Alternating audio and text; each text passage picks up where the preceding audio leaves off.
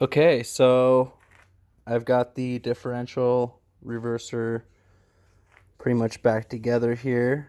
I slided that shaft on there. I got the two little washers in there, and there's a copper washer in between this piece and this piece. I shaved off the sides on this side so the reverse engager, even if it slides forward, since those arms are broken on it, it won't have anything to engage with. It actually won't come in contact with any of this here. So then I shaved these down so that way, they're not sticking out. And I try to be as consistent as possible so that way the weight is evenly distributed. And now I got this directional reverser housing back on here. It slid on pretty easy, and you can see here this is the broken part. It's kind of just seized up in there, and at the current point anyways.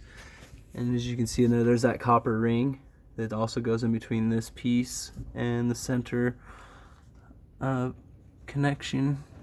And yeah, as you can see, the teeth on that one are quite a bit better than the teeth on the front. But basically what was happening was this piece in the back was sliding forward and engaging into this while this was also engaged, since these little arms here that move it forward and backwards were, well, they were broken right in this spot here. They had brakes on them, so I was able to just move forward and backwards at will. So now that I have the casing pretty much bolted on there, I am going to now put on this siding here, piece that connects here that has a rod that would actually normally engage and disengage the front and the reverse.